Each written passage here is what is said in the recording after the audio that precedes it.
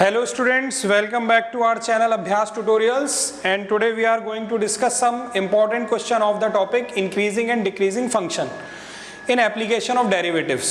तो we have already discussed some questions. आज हम लोग जो शुरू कर रहे हैं वो शुरू कर रहे हैं कुछ ये ट्रिग्नोमेट्रिक फंक्शंस का इंक्रीजिंग डिक्रीजिंग पता लगाना। उससे पहले मैं आपको एक बात बता देना चाहता हूं कि ट्रिग्नोमेट्रिक फंक्शन का इंक्रीजिंग डिक्रीजिंग, जैसे आप साइन एक्स को डिफरेंशिएट करोगे तो कॉस एक्स आएगा, तो कॉस एक्स कहाँ ग्रेटर देन जीरो होता है, कहाँ लेस देन जीरो होता है, ये आपको पता होना चाहिए। इसी तरीके से अगर कॉस एक्स का डिफरेंशिएशन करोगे तो माइनस साइन एक्स आएगा, तो तुम्हें साइन एक्स के बारे में पता होना चाहिए कि वो कहाँ इंक्रीजिंग होता है और कहाँ पे डिक्रीजिंग होता है। अगर ये इंटरवल नहीं पता होंगे तब फिर बड़ी मुश्किल हो जाएगी इस टॉपिक में हमें। तो पहले थोड़ा सा मैं वो याद दिला देता हूँ और आप सब लोग अपनी कॉपी में बना लीजिएगा। ये हम लोग ने 11th में पढ़ रखा है कि यहाँ पर क्या होता है, यहाँ जीरो, ये जीरो होता है, ये पाई/2 होता है, ये पाई होता है, ये 3π/2 होता है, और फिर अगर ऐसे जाएंगे तो फिर ये 2π भी होता है। तो यहाँ से चल करके हम लोग जीरो से चल के पूरा 360 डिग्री यानी 2π रेडियन कवर करते हैं। इसमें क्या होता है, इसमें सारे के सारे प्लस होते हैं, ऑल प्लस। ठीक है, इसमें कौन कौन से प्लस होते हैं अपने जवाब भी दीजिएगा मुझे। इसमें क्या क्या प्लस होता है, साइन और कॉसेक। इसमें क्या क्या प्लस होता है, केवल ये प्लस होते हैं, बाकी सब माइनस होते हैं। इसमें क्या क्या प्लस होता है, टेन और कॉट प्लस होता है, बाकी सब माइनस होते हैं। इसमें क्या क्या होता है, कॉस और सेक प्लस होता है, बाकी सब माइनस होते हैं। मैं YouTube के लिए रिकॉर्ड जरूर कर रहा हूं, बट इट डजंट मीन कि आप मुझसे बात नहीं कर सकते। आप अपनी बात कहिएगा जो आपको कहना होगा। चलिए इसको जल्दी नोट करिए पहले आप लोग। तो बच्चों हम लोगों को इसका इंक्रीजिंग और डिक्रीजिंग का इंटरवल बताना है। चलिए देखते हैं। तो हम लोग सबसे पहले क्या करते हैं भाई, f x is equal to sine 3x से, ध्यान से देखते रहिएगा। इसको डिफरेंशिएट कर देंगे तो f dash x is equal to कितना आ जाएगा, cos 3x आ जाएगा। अब एफ डैश एक्स को ही हम लोग क्या लिखते हैं, dy/dx, इसी को लिखते हैं। अब इसका इंक्रीजिंग का अगर इंटरवल निकालना है तो इंक्रीजिंग के लिए क्या होगा भाई, dy/dx ग्रेटर देन 0। इसका मतलब क्या हो गया कि cos 3x ग्रेटर देन 0, और cos की वैल्यू पॉजिटिव कहाँ कहाँ होती है वो हमें ध्यान देना होगा। तो अभी मैंने यहाँ बनाया था, एक तो यहाँ पॉजिटिव होता है और यहाँ पॉजिटिव होता है, यानी cos की वैल्यू पॉजिटिव होती है दो जगह, 0 से π/2, और दूसरी वैल्यू पॉजिटिव होती है कहाँ, 3π/2 से कहाँ तक, 2π तक। ये वैल्यू cos की पॉजिटिव होती है। तो इसका मतलब cos के अंदर का जो एंगल है वो कहाँ से कहाँ होना चाहिए, या तो 0 से π/2 होना चाहिए तब ये पॉजिटिव होगा, या वो एंगल 3π/2 से 2π होना चाहिए तब वो पॉजिटिव होगा। तो चलिए चेक करते हैं। इसका मतलब क्या हो गया कि 3x कहाँ से कहाँ होना चाहिए, 0 से π/2 के बीच में होना चाहिए। अभी मैंने इसके लिए कर रहा हूँ, तो यहाँ से 3 से डिवाइड कर दीजिए, तो x कहाँ से कहाँ तक होगा, 0 से लेकर के π/6 के बीच में होगा, यानी x की वैल्यू 0 से π/6 होगी अगर इंक्रीजिंग होना है। लेकिन फिर मैंने कहा भाई एक इंटरवल 3π/2 से 2π वाला भी है, तो इसको भी जरा हम लोग चेक कर लेते हैं एक बार। अब देखिए, अगर मैं ये वाला इंटरवल चेक कर रहा हूं कि 3π/2 से 2π में भी cos प्लस होता है, तो ये वाला जो एंगल है वो 3π/2 से 2π के बीच में। हमें x की वैल्यू चाहिए, तो 3 से डिवाइड कर दीजिए, तो ये हो जाएगा π/2, ये हो जाएगा x, और ये क्या हो जाएगा 2π/3। यानी एक इंटरवल ये भी है जिसमें क्या है, ये इंक्रीजिंग है, और एक इंटरवल ये है जिसमें ये इंक्रीजिंग है। मतलब इंक्रीजिंग में हमारे पास दो आंसर आ रहे हैं। अब हम चेक करेंगे वैलिड है या नहीं है। तो इसमें ये आंसर वैलिड नहीं है, क्योंकि उसने शुरू ही सवाल में कह दिया है कि 0 से π/2 के बीच में हमें बताना है।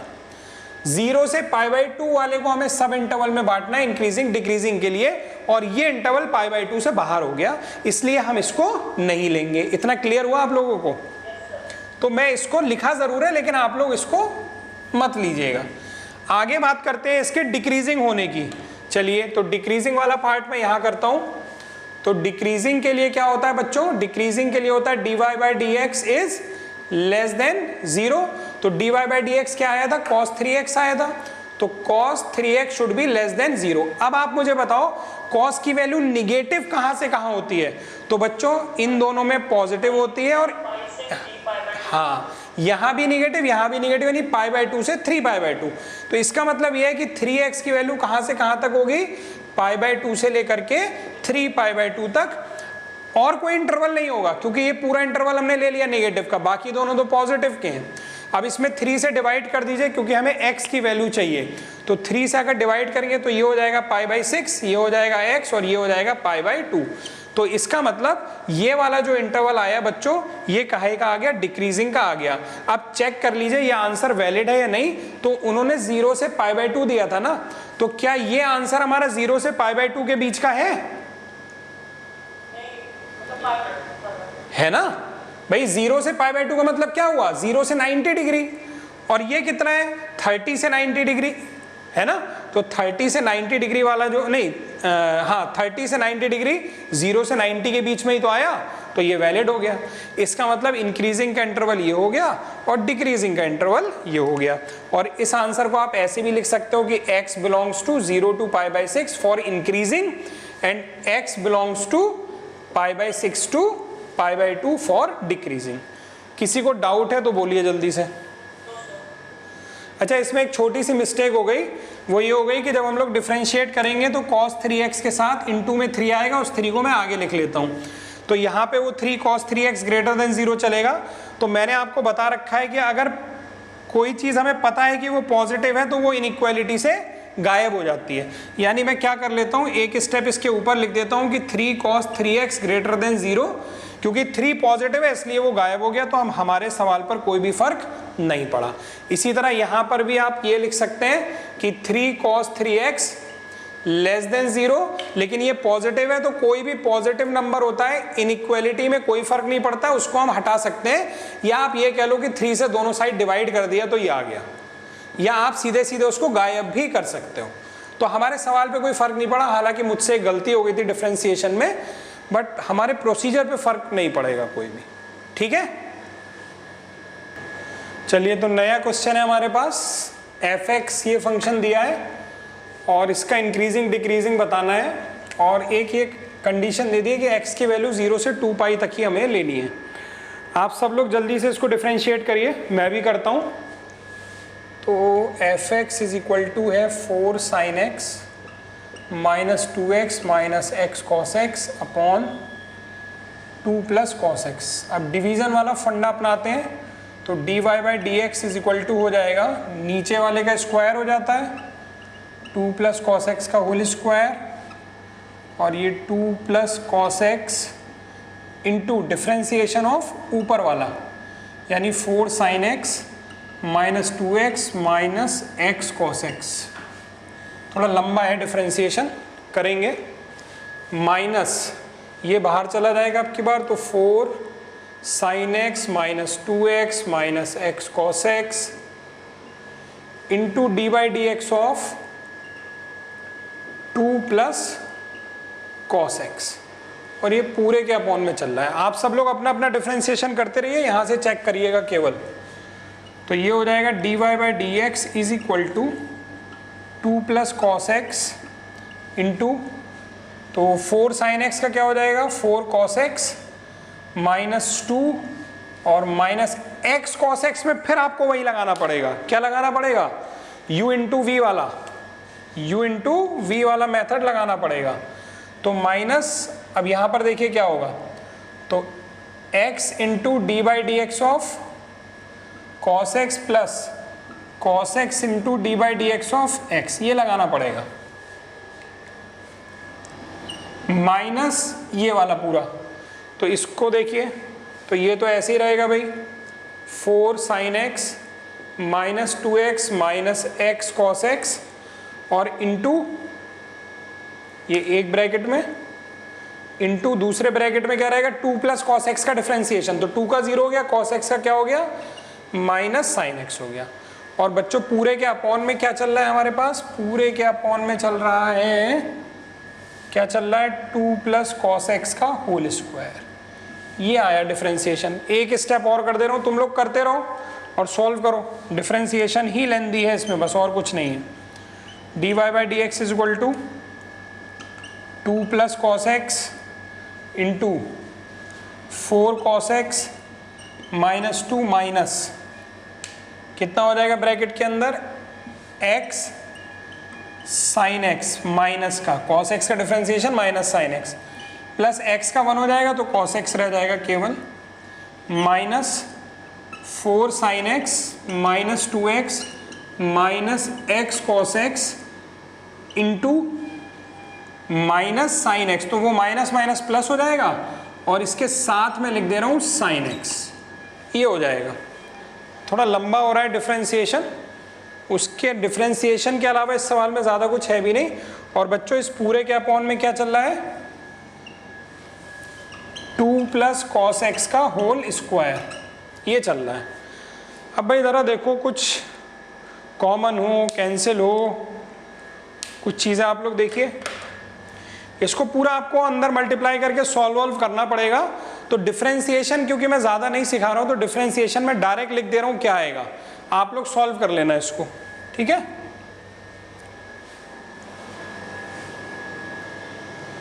तो बच्चों इसका जब हम लोग पूरा डिफरेंशिएशन कर लेंगे, कैलकुलेशन करेंगे तो ये आएगा। अब हम लोग बात करते हैं इंक्रीजिंग और डिक्रीजिंग की। तो इंक्रीजिंग के लिए क्या होता है बच्चों, इंक्रीजिंग के लिए होता है dy by d x greater than 0। तो इसको कर देते हैं, यानी cos x 4 minus cos x upon 2 plus cos x का होल स्क्वायर ग्रेटर देन 0। फिर मैंने आपको बताया है कि इनइक्वालिटी के सवालों में अगर कोई चीज़ पॉजिटिव होती है तो फिर उसका इनइक्वालिटी पे कोई फर्क नहीं पड़ता, उसको हम हटा सकते हैं। हालांकि हटाने के कुछ मेथड है, मल्टीप्लाई के, डिवीजन के, उसको ना लगा के हम डायरेक्ट भी हटा सकते हैं। जैसे ये स्क्वायर है तो इसको मैं नेक्स्ट स्टेप में गायब कर सकता हूँ क्योंकि ये पॉजिटिव है, पॉजिटिव का इनइक्वालिटी पे कोई फर्क नहीं पड़ता। आप लोग मुझे आंसर करिएगा जरा जो मैं पूछ रहा हूँ, क्या ये चीज पॉजिटिव है, इसके बारे में आप लोग श्योर हैं? सब लोग अपने लिए आंसर करिए, जो YouTube वाले हैं वो वहां पर आंसर करें अपने मन में।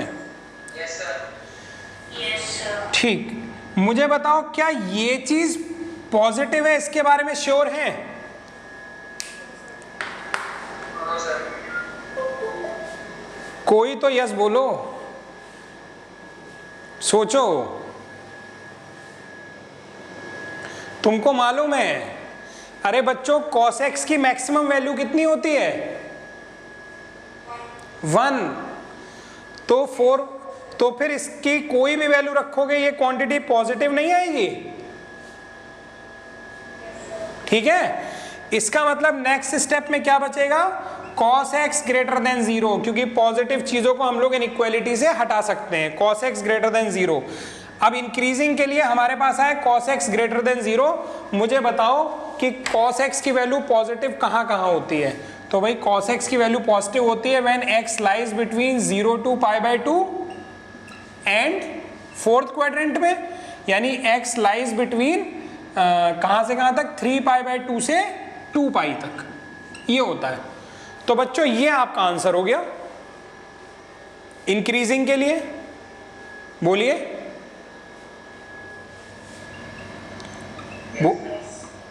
दो आंसर है तो यूनियन करके लिखेंगे।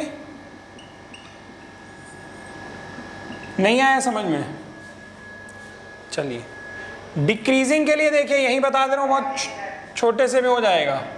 डिक्रीजिंग के लिए क्या होगा, dy by d x less than 0 होगा, तो फिर यही चीज आएगी, बस यहाँ पे लेस देन का साइन हो जाएगा, फिर ऐसे ही चलेगा, यहाँ लेस देन का साइन हो जाएगा, यानी क्या हो जाएगा, cos x लेस देन 0। मुझे बताइए cos x लेस देन 0 कहाँ कहाँ होता है? तो cos x लेस देन 0 होता है व्हेन x लाइज बिटवीन कहाँ से कहाँ तक, π/2 से, बोलिए 3π/2 तक, ये होता है ना, इसमें नेगेटिव इसमें नेगेटिव, तो ये π/2 होता है और ये क्या होता है, 3π/2। तो पूरा हो गया ना π/2 से 3π/2, यानी डिक्रीजिंग का इंटरवल बच्चों क्या आ गया, x बिलोंग्स टू π/2 टू 3π/2। अब चेक करेंगे कि जो मेरे आंसर आए हैं, भाई इंक्रीजिंग का आंसर तो ये आया है, एक मिनट, और ये डिक्रीजिंग का है। बोलो क्या कह रहे हो? माइक अपना म्यूट रखा करिए, जो माइक म्यूट करिए। किसका माइक ऑन है भाई?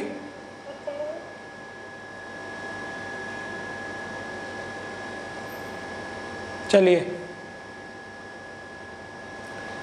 हाँ मेरी आवाज़ आ रही है सबको? चलिए, तो ये आया इंक्रीजिंग का आंसर, ये आया डिक्रीजिंग का आंसर। अब हम चेक करेंगे भाई, हमें एक ये लिमिटेशन दी थी कि x की वैल्यू 0 से 2 पाई के बीच में आनी चाहिए। तो आप भाई अपने आंसर देख लो, ये आंसर भी 0 से 2 पाई के बीच के हैं सारे, और ये आंसर भी 0 से 2 पाई के बीच के हैं सारे। इसका मतलब दोनों आंसर वैलिड है, यानी ये आपके फाइनल आंसर हो गए। नोट कर लीजिए, कोई डाउट हो पूछिए।